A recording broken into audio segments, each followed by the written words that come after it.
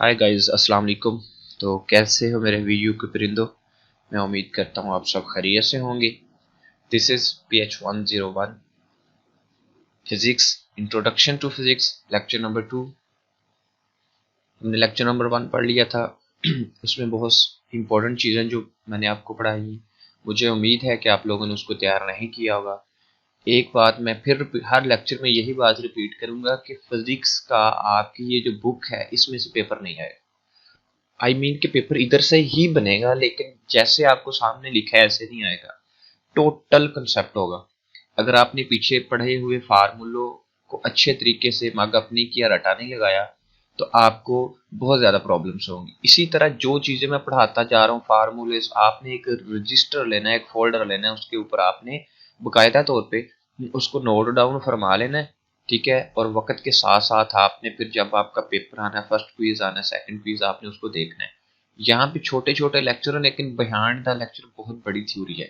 लिहाजा हम यहाँ पे कोशिश करते हैं सिर्फ आपको समझाने की, बहुत ज़्यादा डिटेल में नहीं जा सकते। रीजंस दो हैं, एक वीडियो बहुत ज़्यादा लंबी हो जाती है, और दूसरी रीज़न ये है कि यहाँ पे मेरे पास प्रोजेक्टर या वाइट बोर्ड मैसर नहीं है, तो सिर्फ माउस की मदद से हम पेंट पे कोशिश करते हैं। लेकिन आपको मैं ये बात बता रहा हूँ कि आपने इसमें से कुछ नहीं ढूंढना, रीड करना अच्छे से, लेकिन सारे कंसेप्ट आपको क्लियर होने चाहिए। करते हैं स्टार्ट। यहाँ पे कहता है कि xt is called displacement and denoted position of the body at the time। ये बात उसने जो बोली है, इस बात के पीछे अब लॉजिक को समझिएगा वो क्या कहना चाहता है। यहाँ पे वो कहता है कि यहाँ पे जो x है ना, ये एक डिस्प्लेसमेंट को ज़ाहिर करता है। And is denoted position of the body by the time, at the time. अब इसने यहाँ पे हमें पता है कि x जो हमेशा हमेशा हम मतलब किसी मतलब एक पोजीशन में, यहाँ पे मैं इसको पेंट को खोलता हूँ, यानी कि अगर इस साइड को हमारी गाड़ी है जा रही है, यानी कि इतना फासला है हमारे पास, तो इसमें यानी कि इतना सा ये इसका जो है डिस्टेंस है, या इसको हम लेंथ से कह देते हैं। ठीक है, डी नहीं कहते, एल कह देते हैं, या हम इसको एक्स कह देते हैं, कोई इशू नहीं है कि कुछ भी, क्योंकि ये एक्स एक्सेस में जा रहा है। ये तो था सिंपल डिस्टेंस, लेकिन वो कहता है कि बाय एट द टाइम, तो फिर इसके अंदर उसने टाइम को डिनोट करती है। ठीक है। तो ये जो बात उसने कही है, वो कहता है कि यहाँ पे हमारे पास ये डिस्टेंस है, हमारे पास डिस्प्लेसमेंट है, एंड डिनोटेड बाय पोजीशन। सबसे पहले हमें डिस्टेंस और डिस्प्लेसमेंट का फर्क पता होना चाहिए, तब आपको लेक्चर के अंदर डिस्प्लेसमेंट और जो हमारी डिस्टेंस है उन दोनों का फर्क पता होगा। हम चलते हैं इसके ऊपर। हम यहाँ पे बात करते हैं कि डिस्टेंस क्या होती है और हमारे पास डिस्प्लेसमेंट क्या होती है। हमारे पास, आप ये बात फर्ज कर लें कि हमारे पास यहाँ पे एक एंगल मैं बना लेता हूँ। ठीक है। और उसके बाद हम क्या करते हैं, इसको कंप्लीट कर लेते हैं। हमारे पास जी एक एंगल बन गया है।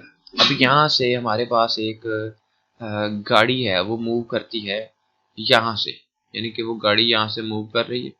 ठीक है। और उसकी कुछ पोजीशन समथिंग हम ले लेते हैं यहाँ से। गाड़ी ये ऐसे मूव कर रही है, बिल्कुल स्ट्रेट फॉरवर्ड डायरेक्ट जा रही है। ठीक है। अब ये गाड़ी जब यहाँ से स्टार्ट हुई, तो ये गाड़ी डायरेक्ट गई इस तरह। ठीक है। ये सिर्फ एग्जांपल हैं आपको समझाने के लिए, ये गाड़ी नहीं है एक्चुअल में। तो यहाँ से एक गाड़ी ने मूव किया, सीधी डायरेक्ट स्ट्रेट लाइन गई।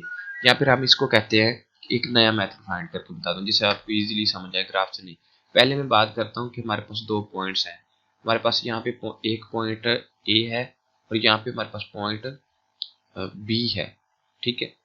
अब यहाँ पे हमारे पास इस पॉइंट तक जाने के लिए हमारे पास रास्ता है जी, कि गाड़ी पॉइंट ए से जो है वो सीधी पॉइंट बी की तरफ जा रही है। ठीक है, पॉइंट बी की तरफ। अब इसने क्या किया, इस गाड़ी ने ए टू बी क्या कवर किया, एक डिस्टेंस कवर किया। ये जो डिस्टेंस है, इसने डिस्टेंस कवर कर लिया ए टू बी। ठीक है। अब ये तो सीधा सीधा जो उसका डिस्टेंस था, यानी कि यहाँ से लेके यहाँ तक जो उसका सफर था, टोटल जो उसका सफर है ए टू बी, यानी कि ये आप फर्ज कर लें कि 1 मीटर का आपका ये सफर था। 1 मीटर का सफर है आपका ए टू बी। अब हम यही बात दोबारा करते हैं कि हमारे पास फिर से दो पॉइंट्स हैं। एक पॉइंट हमारे पास है यहाँ पे ए, और हमारे पास दूसरा पॉइंट है यहाँ पे नहीं, यहाँ पे पॉइंट बी है। ठीक है। पॉइंट हमारे पास यहाँ पे बी है। अब इस पॉइंट ए से इस पॉइंट बी का जो हमारे पास यहाँ पे हम बात कर लेते हैं टोटल डिस्टेंस है, वो बात कर लेते हैं कि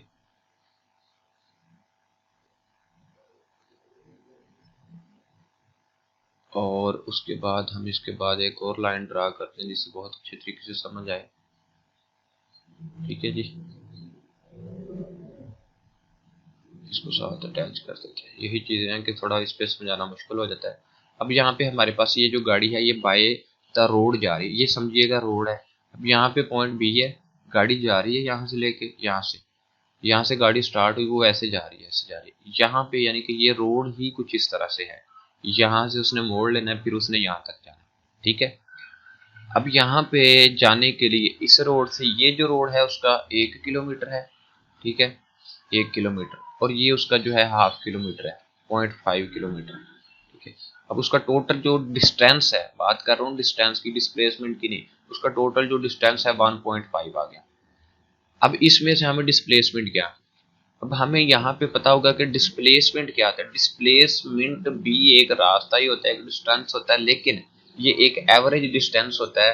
यानी कि अब यही गाड़ी यहाँ से डायरेक्ट जो है, बात कर लेते हैं, यहाँ से ये गाड़ी डायरेक्ट जो चली जाएगी बी को।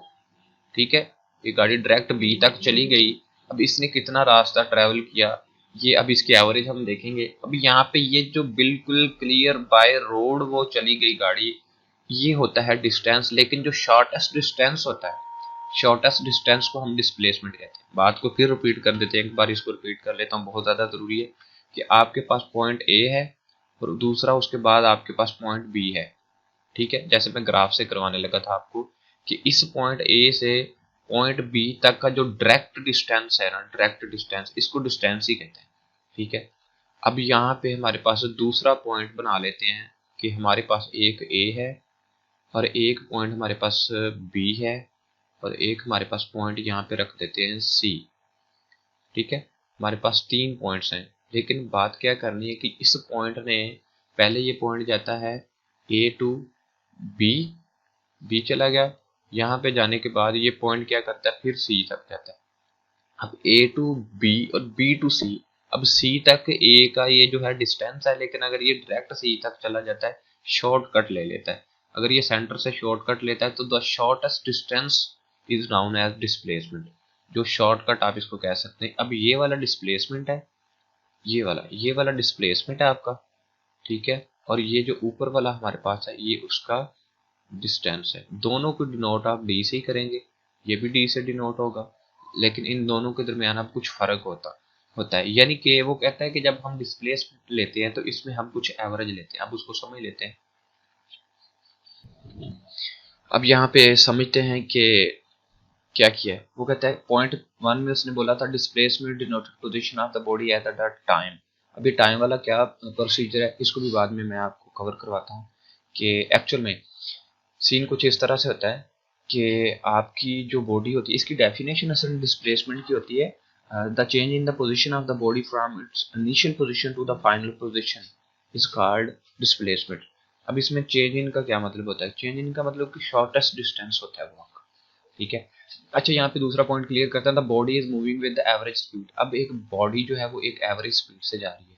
ठीक है, then in time t it will cover the distance d is equal to v t. ये फार्मूला आता है, d is equal to v t, आप लोगों ने पढ़ा होगा, इसको आपने अच्छे से कर लेना है। इसको जरा कर देते हैं हम डार्क एंड हाईलाइट, इसको आपने अच्छे से याद कर लेना है। कहता है but fact speed of the car change from time to time. यकीनन अगर एक गाड़ी एक एवरेज स्पीड से जा रही है, बट लेकिन वो कहता है कि हकीकत में ये मुख्तलिफ मकाम पे चेंज होती रहती है गाड़ी। मतलब आप एक मखसूस स्पीड से लेके जा रहे हैं, कोई ना कोई वजह हो सकती है कि आपको ये मतलब कि सेंटर में चेंज होती रहती है। तो इसको फिर वो कहता है कि हम एक फार्मूला यूज करते हुए इसको एक्यूरेटली, बिल्कुल एग्जैक्ट क्या थी, हम इसको निकाल सकते हैं। इसके लिए उसने यहाँ पे बोला कि average speed over the small time interval del t etcetera. अब यहाँ पे उसने क्या किया, एवरेज स्पीड, पहले हमने पढ़ा था एक नॉर्मल स्पीड पढ़ी थी, स्पीड हमने पढ़ी थी, कि हमने कहा था कि हमारे पास जो स्पीड थी उसको हमने v से डिनोट किया था और हमने कहा था कि वो होती है l ओवर t। ठीक, हमने पढ़ा था लेक्चर नंबर फर्स्ट में l ओवर t। ठीक है, लेकिन हमने एवरेज स्पीड नहीं पढ़ी थी। एवरेज के लिए आप एक बात याद रखिएगा कि आपको पता होता है, यानी कि एक दो जगह की स्पीड है, यानी एक जगह की स्पीड 2 मीटर है, एक जगह की स्पीड 3 मीटर है। अब आपको ये नहीं पता कि एक, यानी कि ये एक सेकंड में इसने कितना किया, इसने किया एक सेकंड में 2 किलोमीटर, इसने एक सेकंड में किया 3 किलोमीटर। अब आपको एवरेज स्पीड नहीं पता कि एवरेज स्पीड कितनी है, लिहाजा एवरेज स्पीड निकालने के लिए आपको पता है कि 2 + 3 करना है आपने और इसको डिवाइड कर देना 2 सेकंड पे। ठीक है, जो भी आपका आंसर आएगा। ठीक है, ये आपका आंसर आ जाएगा 2.5। अब ये एवरेज स्पीड है कि इन दोनों ने एक सेकंड में कितनी स्पीड निकाली। इसी तरह एवरेज स्पीड निकालने के लिए हमारे पास यहाँ पे फार्मूला है, average speed distance travel in the time del t. अब यहाँ पे जब हम वो एवरेज स्पीड की बात करता है तो वो एवरेज स्पीड निकालने के लिए जितने टाइम के हिसाब से गाड़ी चलती है ना, वो टाइम पे उसको डिवाइड करता है, यानी कि इतने सेकंड यहाँ पे चली, इतने सेकंड यहाँ पे। तो हमेशा जब भी आपके पास डेल का साइन मौजूद हो, ये चीज को मैंने यहाँ पे ऐड किया है कि डेल्टा, यहाँ पे ये जो डेल्टा का साइन है, this sign use for very small values के लिए इस्तेमाल होता है या फिर ये एवरेज वैल्यूज के लिए इस्तेमाल होता है। ठीक है, अब यहाँ पे ये एवरेज क्यों दे रहा है, क्योंकि हमने इसके साथ डेल का साइन लगा दिया जो कि इसकी छोटी छोटी जगह पे डिस्प्लेसमेंट और हर छोटे छोटे टाइम के साथ इसको डिवाइड करा है। ये बहुत ज्यादा इंपॉर्टेंट फार्मूला है एवरेज के लिए। उसके बाद वो कहता है कि वी डिफाइन इंस्टेंटेनियस वेलोसिटी। अब ये कौन सी वेलोसिटी है, वो वाली वेलोसिटी जो वक्फे वक्फे के साथ चेंज होती है। ये भी एक बहुत ज़्यादा इंपॉर्टेंट फैक्टर है। इसमें वेलोसिटी की काफ़ी ज़्यादा फैक्टर होते हैं। एक नॉर्मल वेलोसिटी होती है, एक हमारे पास इसमें एवरेज वेलोसिटी होती है, इंस्टेंटेनियस वेलोसिटी होती है। ठीक है, इसमें मतलब आगे यूनिफॉर्म वेलोसिटी होती है, वेरिएबल वेलोसिटी होती है, लेकिन वो बहुत ज़्यादा जो मेजर वाली चीज़ें उनको डिस्कस कर रहा है। इंस्टेंटेनियस वेलोसिटी कौन सी वाली होती है, इस वेलोसिटी पे हमारे पास जो है हम यहाँ पे अप्लाई करते हैं लिमिट्स। अब लिमिट्स का क्या सीन है, अगर मैं बात करूँ यहाँ पे कि हमारे पास वेलोसिटी एक नॉर्मल वेलोसिटी थी। ठीक है, इस वेलोसिटी में हमारे पास डेल डी हमारे पास वैल्यू है और उसके बाद हमारे पास डेल्टा टी वैल्यू है। ठीक है, लेकिन इंस्टेंटेनियस यानी कि नाम से जाहिर है। अब ये इस पे हम लिमिट अप्लाई करेंगे। लिमिट हम अप्लाई करते हैं कि हम यहाँ पे लिमिट लगा देते हैं कि INS हमने लिमिट लगा दी। ये छोटा सा वर्ड लिखा जाएगा। यहाँ पे मैं कहता हूँ कि जो हमारे पास डेल डेल का साइन है ना, ये जो डेल का साइन है, इसको पहले मैं ज़रा क्लियर करूँ। हमारे पास डेल का साइन है, ये लिमिट्स में हम यूज़ करेंगे। अब इसको हमारे पास जो डेल का साइन है, यहाँ पे डेल साइन जो है, और सॉरी इसको मैंने गलत लिख दिया। हम यहाँ पे इसको ठीक करने की कोशिश करते हैं। डेल का साइन है हमारे पास ये वाला, और डेल्टा टी का जो साइन है हमारे पास, जो नीचे डेल्टा टी है, इस पे हम लिमिट अप्लाई कर रहे हैं, अप्रोच करवा रहे हैं इसको 2 0। ठीक है, और यहाँ पे हम लिमिट लगा रहे हैं। ये लिमिट हमने क्यों लगाई है, अब यहाँ पे लिमिट इसलिए लगाई है कि फर्ज करिएगा इस पॉइंट से ये एक पॉइंट है और दूसरा ये पॉइंट है, यहाँ तक गाड़ी को जाते जाते इसने हर जगह पे मुख्तलिफ जगह पे थोड़े थोड़े वक्फे पे, इतने कम वक्फे पे कि वो वक्फा ज़ाहिर ही नहीं होता कि उसने वो वैल्यूज चेंज की भी हैं कि नहीं, यानी इंतहाई छोटी। यानी कि ये जो डेल टी है जीरो को अप्रोच कर रहा है, इसका मतलब है कि ये इक्वल टू जीरो नहीं है। अब इक्वल जीरो का मतलब होता है कोई वैल्यू एग्जैक्ट जीरो। अगर कोई वैल्यू जीरो पॉइंट में हो, point zero zero zero zero so on चलती जाए, इसका मतलब है कि ये जीरो नहीं है, एग्जैक्ट जीरो नहीं है। यानी कि अगर कोई वैल्यू आपके पास जीरो के बाद आ गई है, मूव कर रही है ऐसे ऐसे, तो ये एग्जैक्ट नहीं। एग्जैक्ट जीरो सिर्फ जीरो ही होता है। अगर उससे कोई माइनस में चला जाए तब भी वो जीरो से कम है। अगर वो यहाँ तक कि आप जीरो के बाद इशारिया लगा के, पॉइंट लगा के आप उसके बाद सारी जिंदगी भी जीरो लिखते रहें, तो इसका एक ही मतलब है कि वो एग्जैक्ट जीरो नहीं है। एग्जैक्ट जीरो हमेशा ये जीरो होता है। ठीक है, तो इसका मतलब ये है कि यहाँ पे ये जो डेल्टा टी अप्रोच कर रहा है जीरो को, इसका मतलब ये है कि ये इंतहाई कम, यानी कि अप्रोक्स, यहाँ पे वर्ड यूज होता है अप्रोक्सीमेटली। अप्रोक्स का मतलब होता है, ये साइन होता है, इसका मतलब होता है कि एग्जैक्ट जीरो नहीं हो जाती, जीरो के बिल्कुल करीब होती है।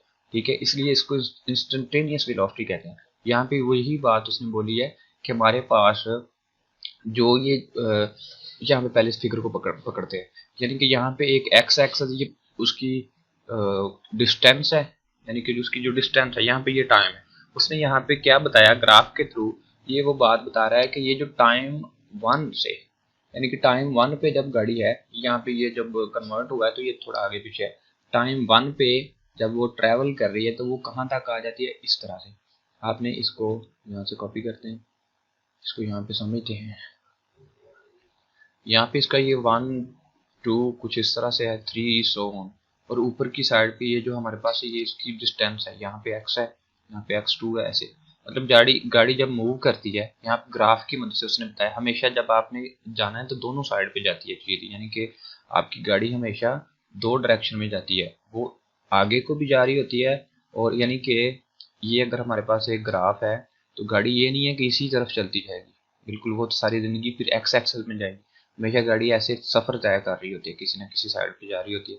तो यहाँ पे गाड़ी हमारी ऊपर की तरफ भी जाती है वाई एक्सेस में, और एक्स एक्सेस में भी जाती है। इसका मतलब है कि अब यहाँ पे वो ग्राफ पे बता रहा है, ये जो एक्स एक्सेस में है ये हमारे पास जो है टाइम है, ठीक है, ये हमारे पास टाइम है, और जो ऊपर की एक्सेस में है ये हमारे पास उसका जो सफर तय हो रहा है उसकी डिस्टेंस है। ठीक है, तो दोनों तरफ अगर वो एक एक सेकंड की बात करें, इस टाइम पे वो जा रही है, तो इस एक टाइम t1 पे उसने कितना सफर तय कर लिया, इतना x1 तय कर लिया। ठीक है, वो गाड़ी मूव करती जा रही है, ये मूव कर रही है, इस तरह मूव कर रही है, अब वो टाइम t2 पे आ गई है इस तरह। ठीक है, उसका ये x एक्सेस है, और टाइम t पे उसने डिस्टेंस कितना कवर कर लिया, x2। यही बात उसने यहाँ पे बताई है ग्राफ में कि t1 के अंदर उसने x1 पोजीशन तय की, फिर वो गाड़ी आगे चलती जा रही है, t2 पे पहुंच के उसने, ये देखिएगा t2 पे उसने x2 मतलब कर ली फाइन। अब यहाँ पे वो कह रहा है कि t2 और t1 में से हमने अब एवरेज टाइम t निकालना है, अब एग्जैक्ट t1 और t2 में से एग्जैक्ट कौन सा है, तो इसका वो एवरेज निकालेगा।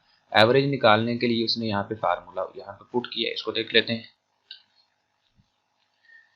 अब यहाँ पे देखते हैं कि हमने इस चीज को क्लियर करना है कि जब वो ग्राफ में आप देखिएगा, यानी कि इस टाइम में से इस टाइम को माइनस करोगे तो फिर ये एवरेज टाइम आएगा, x2 में से x1 को कैंसिल करोगे तो ही आपका एवरेज आएगा ना। इसी चीज में उसने क्या किया, ऊपर आपको एक बात बताई थी, ये जो xt है ना, ये यहाँ पे डिस्प्लेसमेंट है, हम इसको डिस्प्लेसमेंट समझेंगे। अब इन दोनों का जब एवरेज निकलेगा तो हमें ये वेलोसिटी मिलेगी। उसने यहाँ पे क्या किया, उसने भी यही चीज की है, हमें उसने बोला कि जो टाइम ऊपर उसने ट्रैवल किया है वो वाला टाइम के हमारे पास एक्चुअल में यहाँ पे साइन कुछ इस तरह से होना चाहिए कि x2 जो उसने किया उसमें से माइनस x1 करे, ठीक है, x1, ठीक है, और जो उसने टाइम t2 था उसके पास, t2 माइनस करे उसमें से t1, ठीक है, फिर इनका एवरेज निकलता है। अगर बात करें यहाँ पे कि जो नीचे का टाइम है, हमेशा डेल्टा का साइन एवरेज वैल्यू के लिए निकलता है, मैंने आपको पहले ऊपर हाईलाइट करके दे दिए। ठीक है, अब यहाँ पे उसने हमें बोला था कि ये जो x है इसके साथ अगर मैं टाइम के लिहाज से t लगा दूं, ठीक है, तो ये एक एवरेज डिस्प्लेसमेंट होता है जिसके लिए हम साइन यूज करेंगे वेलोसिटी का, v का। तो यहाँ पे हमें मिलेगा फिर डेल v। ठीक है, ये चीज उसने आपको इक्वेशन के अंदर बताई है, यहाँ पे चेक करिएगा, वो कहता है कि v2 माइनस v1, ठीक है, तो डेल v आ जाएगा, और t2 minus t1 del t आ जाएगा। यहाँ पे ये दोनों जो है इसको उसने नीचे बताया भी है कि यहाँ पे delta v and delta t are both very small quantities that tend to zero, जो कि इंतहाई छोटी हैं, इंतहाई छोटी हैं, जो कि अप्रोच करती हैं जीरो को, जीरो है नहीं है, उसको सिर्फ अप्रोच करती हैं, इतनी छोटी हैं, but their ratios a is not zero. लेकिन इसका जो एक्चुअल में आंसर है ये जीरो नहीं है, ये जो इसके साथ ये हमें उसने दिया है ये वो कहता है जीरो नहीं है। क्यों नहीं है, क्योंकि जीरो तब होगा जब ये दोनों फाइनली जीरो हो जाएगी डिवाइड होके। ठीक है, उसके बाद यहाँ पे उसने एक और बात की है कि negative acceleration is called declarations. ये बहुत ज्यादा इंपॉर्टेंट है, यानी कि एक एक्सेलरेशन होता है हमारा, इस साइड को गाड़ी जा रही है, ठीक है, तो अगर इस तरफ को जाते जाते उसको कुछ एक्सेलरेशन क्रिएट करती है तो वो फिर इसका होता है एक्सेलरेशन पॉजिटिव। लेकिन अगर गाड़ी ऐसे जा रही है, ठीक है, और वो अचानक ब्रेक लगाती है, तो ब्रेक का काम क्या है, गाड़ी को रोकना, पीछे की तरफ उसको स्टॉप करना। पीछे की तरफ गाड़ी को ले जाती है, ब्रेक जब लगती है, लेकिन गाड़ी आगे को मूव कर रही है, ठीक है, गाड़ी इस साइड को मूव कर रही है, तो इस सूरत में जो एक्सेलरेशन पैदा होता है वो नेगेटिव होता है, ठीक है। अब यहाँ पे बात क्या है कि वो कहता है कि इसको हम डिक्लेरेशन कहते हैं, the speed of the declaration body decrease with the time, और ये डिक्रीज होता है, ठीक है, क्योंकि ब्रेक लगती है तो गाड़ी, तो फिर ये डिक्रीज होती है। उसके बाद ये पॉइंट इतना इंपॉर्टेंट है, मैंने इसको क्रॉस कर दिया। कहता है for constant acceleration and the body at the start forms rest at zero, मतलब t0 वी इंक्रीज लिनियरली। अब इसकी बात को समझता है को उसने यहाँ पे क्या कहा, उसने यहाँ पे आगे बात करने की कोशिश की है कि जब हमारी कोई गाड़ी मूव करती है तो हमारे पास कुछ इक्वेशंस होती थी, आपने 9th से 10th से पढ़ी है, उन्हीं इक्वेशंस को उसने यहाँ पे ना बड़ी एक्सप्लेन, मजीद हाई लेवल पे आपको एक्सप्लेन किया है। तो हम क्या करते हैं, यहाँ पे उसकी इक्वेशंस लिखने की कोशिश करते हैं। इसको अपने उसी पेंट में ले चलते हैं जहाँ पे हम इसको क्लियर करते हैं। अच्छा, आपको 9th क्लास में आपको याद होगा कि 9th क्लास में आपने कुछ इक्वेशंस पढ़ी थी स्पीड की, मतलब मोशन की, स्पीड की नहीं मोशन की, आपने कुछ इक्वेशंस पढ़ी थी 3-4। अगर मैं कहूँ कि अगर आपको क्या वो याद हैं तो मैं उनको लिख देता हूँ कि आपने उनको कुछ इस तरीके से पढ़ा था कि यहाँ पे हम इसको नंबर 1 को मेंशन करते हैं, थोड़ा इसका साइज बड़ा कर लें ताकि आपको नज़र आए, इसका कलर भी चेंज कर देते हैं। आपने इसको पढ़ा था कुछ, आपने पढ़ा था वी पढ़ा था, ठीक है, वी एफ पढ़ा था आपने, ठीक है, एफ यहाँ पे यानी कि छोटा सा स्मॉल है। आपने इक्वल पढ़ा था, वी नॉट पढ़ा था, आपने फिर पढ़ा था plus A T. Equation number आपकी जो थी वो 1 ये थी, ठीक है। उसके बाद हम इसको ज़रा कोशिश करेंगे, मैं इसको अच्छे से मेंशन कर दूं यहाँ पे, ठीक है। उसके बाद आपने नंबर 2 पे पढ़ी थी एक इक्वेशन जिसको हम कहते थे S इज इक्वल टू, याद करने की कोशिश कीजिए वरना 9th की बुक ढूंढिएगा, बहुत चीज़ आसान हो जाएगी। VIT पढ़ा था आपने यानी कि इनिशियल, और साथ में T पढ़ा था। फिर आपने प्लस पढ़ा था 1/2, 1/2 पढ़ा था, और इसके साथ आपने पढ़ा था A और T का आपने पढ़ा था स्केयर, यानी कि यहाँ पे स्केयर। इसको भी मैं क्लियर करने की कोशिश करूंगा। दो आपने ये पढ़ी थी, उसके बाद आपने पढ़ा था 2AS पढ़ा था आपने, और यहाँ पे हमने पढ़ा था VF जो हमारे पास थी वैल्यू V, और फिर हमने जो पढ़ा था F वो मतलब इसके साथ, और फिर आपने इसको पढ़ा था माइनस, आपने पढ़ा था फिर VI स्केयर पढ़ा था आपने, VI फिर इसका स्केयर पढ़ा था, यानी कि दोनों के हमने पढ़े थे, क्या पढ़े थे, स्केयर पढ़े थे। इसको भी मैं यहाँ पे स्केयर कर देता हूँ और इसको भी मैं यहाँ पे स्केयर कर देता हूँ, ठीक है। आपने ये कुछ वैल्यूज पढ़ी थी। फिर इसके बाद एक नंबर 4 पे हमने पढ़ा था S इज इक्वल टू था हमारे पास, मतलब हम VF को प्लस करते थे VI के साथ, VI के साथ, ठीक है। इन दोनों को जमा करके हम इसको डिवाइड करते थे 2 पे, ठीक है। इसके हम डिवाइड में लिखते थे 2 लिखते थे, ठीक है। फिर इसी लाइन को हम आगे कंटिन्यू रखते हुए हम लिखते थे, कुछ ऐसे लाइन लगा लेता हूँ, हम इसको लिखते थे मल्टीप्लाई कर देते थे T से। आपको याद शायद ना, ये 4 इक्वेशन पढ़ी थी हम, मैं इसको अब यहाँ पे मेंशन करता हूँ एक कलम के साथ कि हमने पढ़ा था जो इक्वेशन 1 थी, हमने पढ़ा था यहाँ पे VF पढ़ा था, ठीक है, VF is equal to VI पढ़ा था इनिशियल वेलोसिटी, यानी कि जो एंड वाली वेलोसिटी थी VF minus is equal to VI, और प्लस आपने पढ़ा होगा 9th क्लास में या 10th में AT। इक्वेशन ये थी हमारे पास 1, याद करें 9th क्लास की बुक उठाएं। उसके बाद आपने पढ़ा था ये कब थी कि जब हमारे पास एक चीज की आखिरी मोशन यानी कि लास्ट वेलोसिटी, और फिर उस चीज की हमारे पास होती है इनिशियल वेलोसिटी, ठीक है, और उसका जो एक्सेलरेशन होता है, एक्सेलरेशन को टाइम के साथ मल्टीप्लाई करके फिर जब हम फार्मूले से आगे यूज करेंगे, फिर ये वहां पे थी। तो इसको यहाँ पे मैं क्लियर करने की कोशिश कर रहा हूँ कि आपको याद आ जाए। उसके बाद आपने दूसरी पढ़ी थी S is equal to VT, फिर आपने पढ़ा था 1/2 पढ़ा था, ठीक है, और आगे आपने पढ़ा था 2A, और यहाँ पे आपने पढ़ा था T का स्केयर, ठीक है, ये चीज़ आपने पढ़ी थी। उसके बाद आपने पढ़ा था 2AS, और यहाँ पे ये जो ये वाली जो है, ये वाली आपने पढ़ा था VF का स्केयर और माइनस VI का स्केयर, आपको शायद याद आ जाए, ठीक है, ये पढ़ी थी आपने। उसके बाद आपने पढ़ा था S, और उसके बाद आपने पढ़ा था VF, ठीक है, फिर आपने पढ़ा था प्लस VI, दोनों को आपने किया था ऐसे जमा, फिर आपने इसके नीचे लिखा था 2, और फिर आपने सारी इक्वेशन को मल्टीप्लाई किया था टी। नाइन्थ में आपने ये 4 इक्वेशन बड़े अच्छे से पढ़ी हुई, यही इक्वेशन वो यहाँ पे अब एक डिफरेंट मेथड से बता रहा है। अब उसने यहाँ पे क्या मेथड अप्लाई किया है, उसने यहाँ पे अप्लाई किया है कि पेंट को ओपन कर लेते हैं। अब इस चीज़ को मैं क्या करता हूँ कि इसको मैं यहाँ से मेंशन कर देता हूँ साथ में आपको। इसको करते हैं,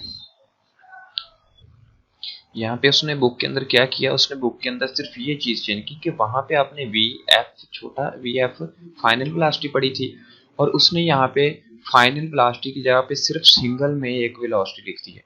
ठीक है, क्या किया, सिंगल में वेलोसिटी लिख दी है। और आपने वहाँ पे एक चीज़ पढ़ी थी कि वी आई जो आपकी इनिशियल वेलोसिटी थी 9th में या आपने 10th में या जो चीज़ पढ़ी थी, उसने यहाँ पे क्या कर दिया, अब उसकी जगह पे उसने क्या चीज़ कर दी, उसने ये कर दिया कि इसको उसने यू के साथ चेंज कर दिया।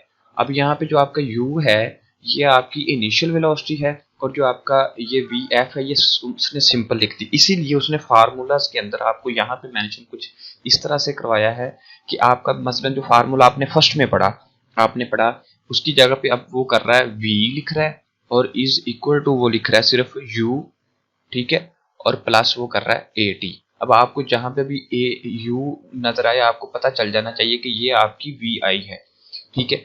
और उसके बाद अब इसको एक्सपैंड करते हैं, बुक की तरफ चलते हैं। अब उसने बुक के लिहाज से क्या किया, बुक के लिहाज से, अच्छा सबसे पहले ये वाली जो चीज़ है ये बात मैं क्लियर कर दूं, मैंने नहीं की थी अभी, कि अब ये जो v है आपको नजर आ गया कि a t plus v naught यानी कि जो उसने मतलब फॉर कांस्टेंट एक्सेलरेशन के लिए इस्तेमाल किया। अब ये v जो डायरेक्टली प्रोपोर्शनल t है, अब इसका काम समझ लेते हैं कि v जो है ये डायरेक्टली प्रोपोर्शनल है टू t के साथ। अब इसका मतलब क्या है, डायरेक्टरी का मतलब ये होता है कि जब एक चीज कम होगी तो उसके साथ वो डायरेक्ट रिलेट करती है। मतलब कि अगर v कम होगा तो t भी कम हो जाएगा, अगर v ज्यादा होगा t भी ज्यादा, जो अगर t कम होगा तो v भी कम होगा, यानी कि ये एक दूसरे के डायरेक्ट प्रोपोर्शनल है। यानी कि अगर एक चीज कम होगी तो दूसरी खुद खुद कम हो जाएगी, यानी कि v is directly proportional to t अगर v कम हुआ। इसी तरह उसने बोला है, या फिर उसने दूसरी बात लिखी, उसने कहा v is equal to a t, ठीक है, यानी कि उसने टाइम के लिहाज से उसका एक्सेलरेशन लिख दिया। यहाँ पे कहता है इफ बॉडी हैज स्पीड, अगर वो कहता है बॉडी की स्पीड v नॉट है, v नॉट से मतलब जीरो स्पीड नहीं है, यानी कि कोई भी स्पीड आप जीरो इनिशियल स्पीड लगा लो। अगर वो कहता है कि इसकी इनिशियल स्पीड या v नॉट स्पीड जो है t टाइम पे वो जीरो है, टी जीरो टाइम पे वी नॉट है, यानी कि जीरो टाइम, यानी जीरो टाइम का मतलब जीरो बात नहीं है, यानी कि शुरू वाला टाइम बिल्कुल जीरो वाला टाइम। अगर जीरो वाले टाइम पे उसकी स्पीड देखो तो वो वी नॉट है। इसका मतलब क्या है, इसका मतलब यह है कि गाड़ी अभी रुकी हुई है। अगर बात कर लें कि यहाँ पे कोई भी गाड़ी की बात नहीं मैं कर रहा, बार बार बात है सिर्फ मेरी मोशन की। अगर वो कहता है यहाँ पे टी नॉट जो है ना वो यहाँ पे होता है इस पॉइंट पे, किस पॉइंट पे, इस पॉइंट पे, पहले वाले पॉइंट पे, इस पॉइंट पे टाइम क्या है टी नॉट, यानी कि जीरो टाइम है, और इसमें पोजीशन इसने क्या कवर की, ऊपर की तरफ गाड़ी गई वो भी यहाँ पे जीरो, इसलिए इसको वी नॉट बोला। तो जब यहाँ से ये अभी मूव नहीं किया तो सबसे पहली इसकी ये होगा इसका वी नॉट है, यानी कि जीरो वाली वेलोसिटी, और ये होगा इसका टी नॉट, ठीक है। लेक्चर लंबे हो रहे हैं, मुझे आपने कमेंट बॉक्स में बताना है कि लेक्चर लंबे हो गए हैं या क्या करना है सर इनका। अब यहाँ पे जब है उसकी स्पीड तो कहता है फिर उसके बाद जब वो गाड़ी मूव करती है देन एट टाइम टी, फिर वो गाड़ी थोड़ा सा मूव कर लेती है, उसका टाइम कुछ हो जाता है यानी कि टाइम टी हो जाता है, तो फिर वो उसको कहता है कि उसकी इक्वेशन आ जाएगी v is equal to a t और प्लस वी नॉट। ये वाली इक्वेशन उसने कैसे कर दी, उसने ये इक्वेशन इसी तरह से की जैसे मैंने बताया कि यहाँ पे उसने बोला कि ये वाली आपके पास इक्वेशन थी। अब बात को समझिएगा, गौर कीजिएगा, आपके पास इक्वेशन ये वाली थी, तो अब यहाँ पे हमारे पास ये वाली जो है ये तो हमारी इनिशियल थी। तो इनिशियल उसने क्या बोला है कि अभी गाड़ी स्टार्ट ही जीरो से हो रही है, तो ये हमारी जो है जीरो है, और ये वाली जो हमारी है ये आपके पास नॉर्मल है, और ये ए टी है। तो यही बात उसने कुछ इस तरीके से जाहिर की है कि वी जो है वो आपका इस तरह से है, ए टी को उसने पहले लिख दिया है, और मैं ए टी को यानी कि अब उसने पहले लिख दिया और मैं प्लस करके इसको वी नॉट कर देता हूँ, जो कि हमारी ये वाली है।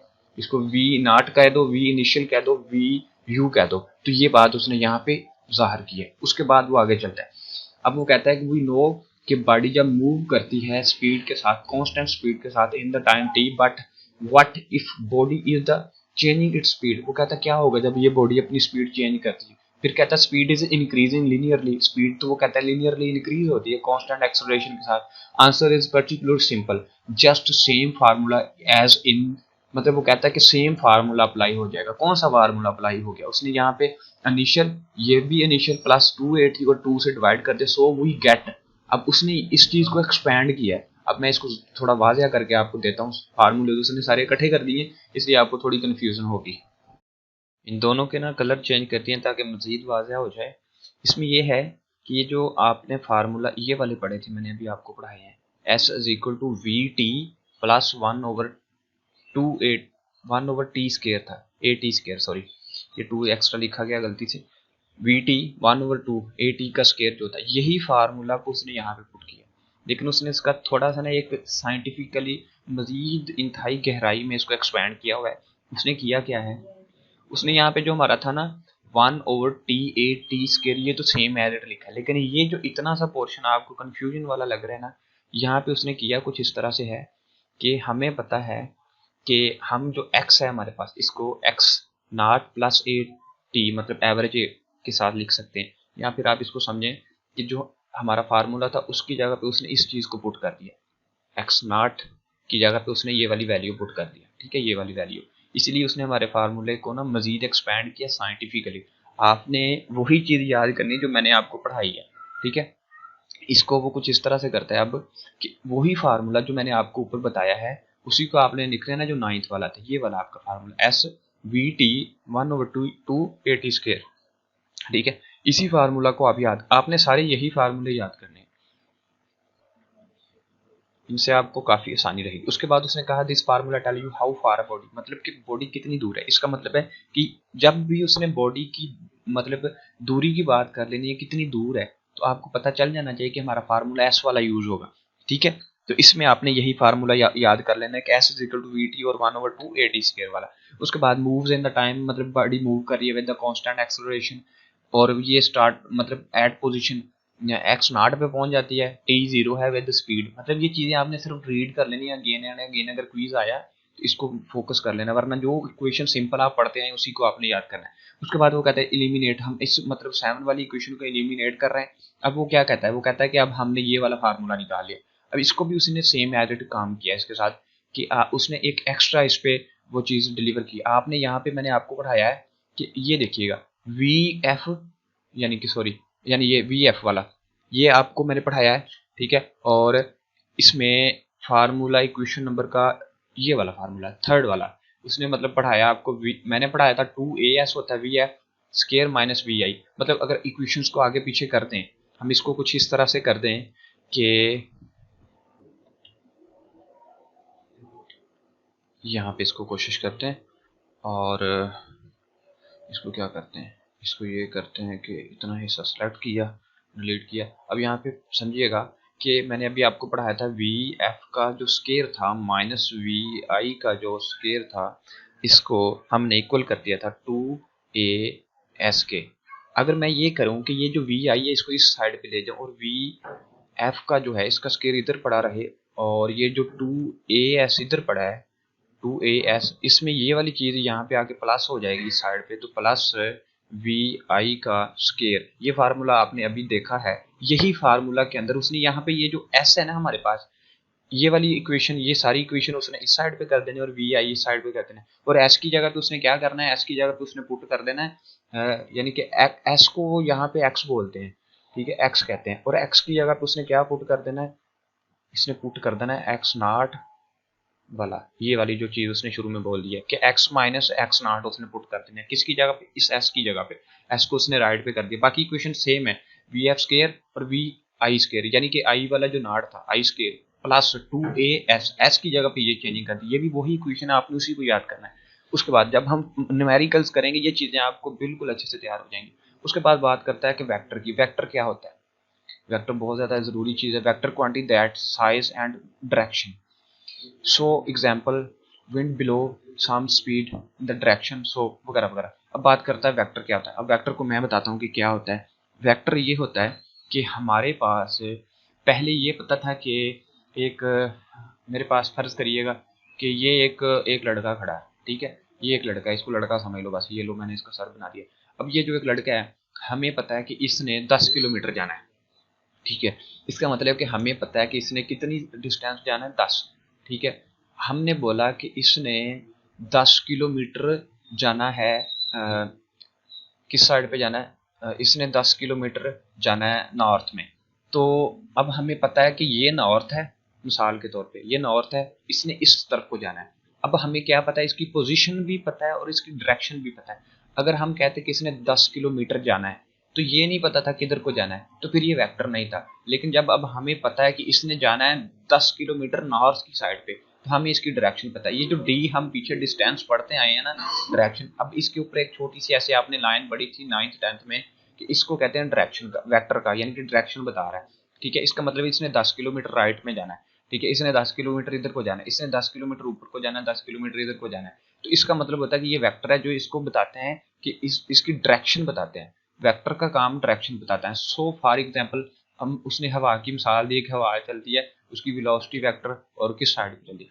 इफ वी चूज एक्सेस, अगर वो कहता है कि हम एक्सेस की बात करते हैं, फिक्स कर लेते हैं इसके कंपोनेंट की, ये चीज किस तरफ को जा रही है, तो हम इसको एक्स कंपोनेंट कहते हैं और इसको वाई कंपोनेंट कहते हैं। इसकी बात समझ लेते हैं। अब इसमें उसने क्या कहा, अब उसने यहाँ पे उसने ये चीज क्लियर की है कि यहाँ पे हम कोशिश करते हैं, यहाँ पे उसने हमें वेक्टर दिए फ्रॉम द टू एक्सेस। यहाँ पे वेक्टर, वेक्टर कहता है vector has the negative magnitude and direction. सबसे पहले उसने उसकी डेफिनेशन कर दी है। वेक्टर के पास क्या होता है, उसका मैग्नीट्यूड होता है और उसकी डायरेक्शन होती है। अब मैग्नीट्यूड क्या था, मैग्नीट्यूड भी पता होना चाहिए, बहुत ज्यादा जरूरी है। अब ये जो पर्सन है इसने जाना है 10 किलोमीटर, अब ये जो 10 उसकी वैल्यू है, ये उसका मैग्नीट्यूड है, और उसने जाना किधर को है, डायरेक्शन उसकी क्या है, नॉर्थ में, तो ये उसकी डायरेक्शन है। मैग्नीट्यूड भी, अब ये तो कोई बंदा आपको कह दे कि यार उसने नॉर्थ की तरफ जाना है, लेकिन ये नहीं पता कि कितना जाना है, तो इसका मतलब है कि नॉर्थ की तरफ सिर्फ डायरेक्शन है, मैग्नीट्यूड नहीं। तो उसकी डायरेक्शन और मैग्नीट्यूड दोनों चीजों का पता होना चाहिए। तो एक एक प्रॉपर वेक्टर, उसमें उसका मैग्नीट्यूड और डायरेक्शन दोनों होते हैं। उसके बाद इन मतलब डायरेक्शन उसने आगे एग्जांपल दी है। उसके बाद वो क्या कहता है कि मैं यहाँ पे कुछ ढूंढ रहा हूँ आपके, हाँ यहाँ पे समझिएगा। वो कहता है कि choose origin at the Karachi. फर्ज करें आप कराची से कहाँ जाना चाहते हैं, Islamabad. Choose the coordinate of the distance, kilometre. उसके बाद वो कहता है कि अगर आपने यहाँ पे ये देखिएगा, कराची से इस्लामाबाद, वो कहता है अगर आपने जाना है कराची से इस्लामाबाद जाना है, तो ये एक आर जो है हमारे पास एक वेक्टर है, यानी कि वो जो डी हमने पढ़ा था, डी पढ़ा या कुछ भी आर कह लो इसको, इतने डिस्टेंस को आर कहेंगे, तो इसकी ना एक डायरेक्शन है, ठीक है। ये देखिएगा इस साइड पे उसकी डायरेक्शन, इसलिए इसके ऊपर ऐसे तीर का निशान लगा दिया। Vector are points 12 kilometre north. अब ये नॉर्थ में जा रहा है 12, ये जो इसका 1200 है ये इसका मैग्नीट्यूड है, और इसका जो नॉर्थ की तरफ जाना है ये इसकी डायरेक्शन है। उसके बाद अब इसको वो कहता है कि एक्स एक्सेस में और वाई एक्सेस में पढ़ लेते हैं। अब ये एक्स एक्सेस में क्या है, वाई एक्सेस में क्या है, मैं थोड़ा बताना चाहूँगा कि अगर आप बोर नहीं हो रहे। तो हमारे पास होता है कि एक, जब भी हमारे पास एक वेक्टर होता है, वो कुछ ये लगाया, एक इसकी हमने पॉइंट आउट किया इसको हमने, और ऐसे करते हैं। हम बात को समझिएगा, जब भी कोई चीज़ मूव करती है वो या तो फिर एक्स एक्सेस में मूव करती है, या वाई एक्सेस में, या फिर वो जी एक्सेस में मूव करती है। जी एक्सेस का आपको बहुत अच्छे से पता होगा कि कोई भी चीज़ जब वो मूव करती है तो वो 3 डिमेंशन में मूव करती है, यानी कि ये एक डिमेंशन है, ये दूसरी, और ये हमारे पास वाई एक्सेस है, और ये एक्स एक्सेस है, और ये जेड एक्सेस है, ठीक है। यानी कभी कोई चीज़ इधर को जाती है, कभी कोई चीज़ ऊपर को जाती है, यानी कि जब कोई चीज़ ऐसे जा रही है ना, ऐसे, तो इसका मतलब है कि अगर वो इधर को जा रही है तो इधर को भी जा रही है। इसका मतलब है ये इसकी एक्स एक्सिस है, ये इसका वाई एक्सिस है, और ये इसका जेड एक्सिस है। यानी कि आप बात कर सकते हैं कोई गोल चीज़ होती है, जैसे कि इसको शॉर्ट शॉर्ट करूंगा, वीडियो लंबी हो गई थी। उसके बाद वेक्टर वेक्टर वेक्टर यहाँ पे कहता है both components in the 3 dimension. अब इसको समझ लेते हैं, इसमें कुछ चीज़ें हैं। वो कहता है कि अलोंग द एक्स एक्सिस में ये जाते हैं, dimension vector only in the one component called x axis। अगर सीधा गया x axis in 2 dimension, 2 dimension में जाता है तो both x and y components होते हैं। अगर वो 3 dimension में जाता है तो x y z होता है, ठीक है। उसके बाद इसको समझते हैं वेलोसिटी के जो वेक्टर हैं। अब ये देखिए गाड़ी ये तीनों डायरेक्शन में जा रही है, इधर को भी आ रही है, इधर को भी जा रही है, और इधर को भी आ रही है। इसी तरह अब इसके कंपोनेंट्स की बात कर लेते हैं कि जो भी होते हैं इसके 2 कंपोनेंट्स होते हैं, यानी एक्स एक्सेस में और वाई एक्सेस में। जब हम एक्स एक्सेस की बात करते हैं तो ये जो आर के कंपोनेंट होते हैं इसको आर के साथ लिखेंगे, आर एक्स की डायरेक्शन में और आर वाई की डायरेक्शन में। और अगर हम बात करते हैं नेक्स्ट कि हम कहते हैं कि ये जब इधर को जाएगा, मतलब पोजीशन का नाम आपने कोई भी आर रख दो, तो वो उसको साथ आर मेंशन करना है, आर इन वाई डायरेक्शन और आर इन एक्स डायरेक्शन। अब बात करते हैं कंपोनेंट्स इसके कि आर जो हमारे पास एक्स है, अब ये एक्स क्या होता है, एक्स होता है आर कोस थीटा, और जो वाई है ये वाई साइन थीटा। अब ये कैसे होता है, अब इसको एक्सप्लेन मैं कर दूं, आप इसको याद कर लीजिएगा, वीडियो बहुत ज़्यादा लंबी हो जाती है। वो कहता है कि आर एक्स जो है हमारे पास, जो एक्स है ये आर कॉस थीटा कैसे बनता है और आर वाई साइन थीटा कैसे बनता है। अगर आपको समझ नहीं आए तो आप मुझसे पूछ सकते हैं, या फिर इसका मतलब कि खैर इसको मैं स्किप कर रहा हूँ यहाँ से।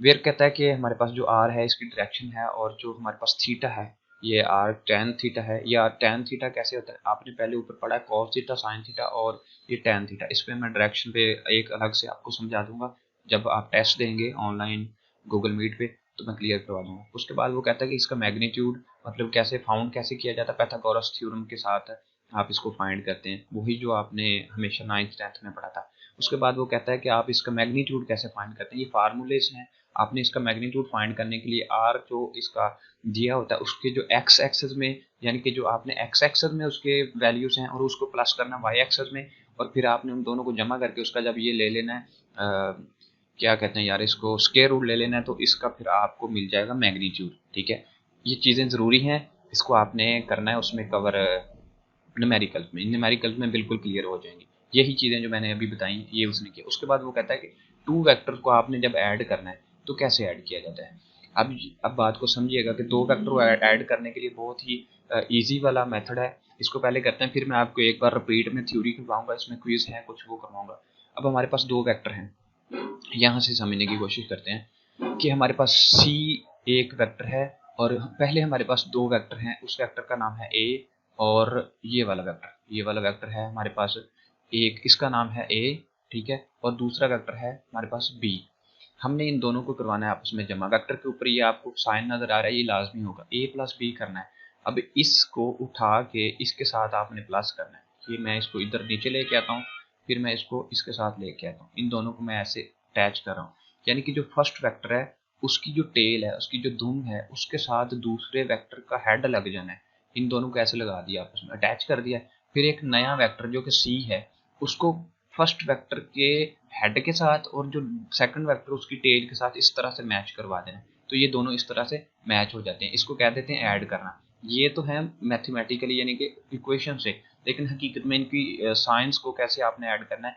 पहला वेक्टर उसकी दुम यानी कि टेल, सेकंड वेक्टर का जो हेड है, इन दोनों को आपस में अटैच करके। ये ज़रूरी नहीं है कि ये आपके, आप इसको इस तरह से भी कर सकते हैं, डायरेक्शन कोई भी बन सकती है। अगर मैं इसको कुछ यहाँ से ऐसे ले लूँ, ऐसे ले लूँ, और मैं एक नया वेक्टर यहाँ पे ड्रा कर लूँ, अगर मुझसे हो गया, मैं कॉपी करने की कोशिश कर रहा हूँ, आई डोंट थिंक कि ये मुझसे हो पाएगा।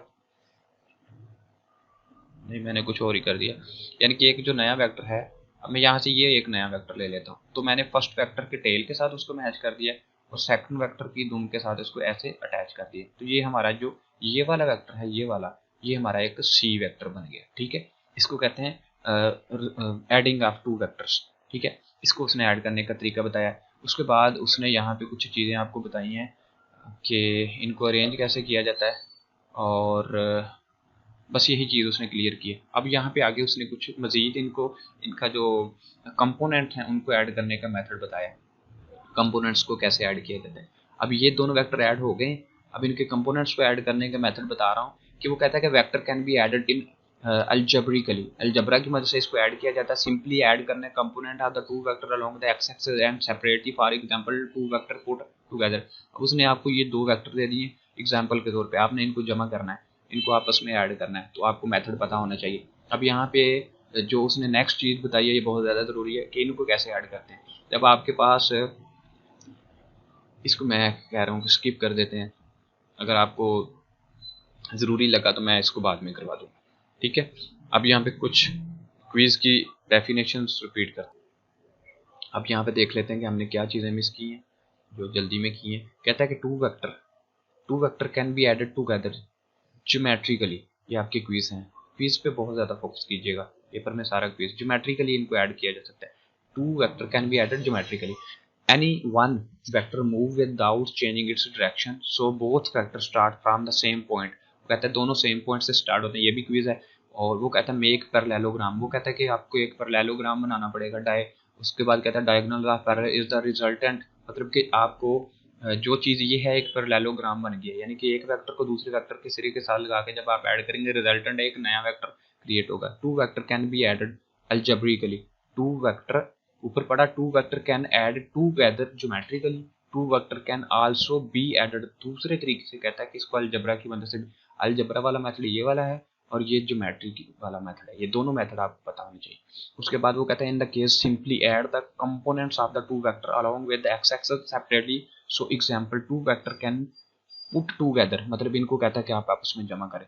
अगर आपको ये जमा करना ना आए तो मुझे बताइएगा, मैं आपको करवा दूँ। उसके बाद ऊपर हमने कुछ चीज़ें की, ये वाली चीज़ मैंने आपको पीपीटी स्लाइड से करवा दी है। उसके बाद वो क्या कहता है कि quantity the size and the well direction is called vector, और उसके बाद सो फॉर एग्जांपल ये उसको मैंने आपको करवा दिया। उसके बाद ये कुछ इंपॉर्टेंट चीज़ें जो मैंने हाईलाइट की हैं, सारे इंपॉर्टेंट क्विज हैं। आई होप सो दैट कि आपको इसकी समझ आई होगी। ये हमने पढ़ा था किनेमैटिक्स की फर्स्ट हमने थ्योरी पढ़ी थी। ये काइनेमैटिक्स नहीं है, किनेमैटिक्स वर्ड है, इसकी प्रोनाउंसिएशन है। हमने पढ़ा कि ये एक डिस्प्लेसमेंट है। उसके बाद जब बॉडी मूव करती है उसकी कुछ इक्वेशंस होती हैं, उन इक्वेशंस को मैंने लिख दिया था और आपको मैंने यहाँ पे मेंशन कर दिया था। इसको आप अच्छे से स्क्रीनशॉट लेके लिख लें। यहाँ पे ये जो टू है, टू टाइम लिखा गया मुझसे, तो उसके बाद इसको आप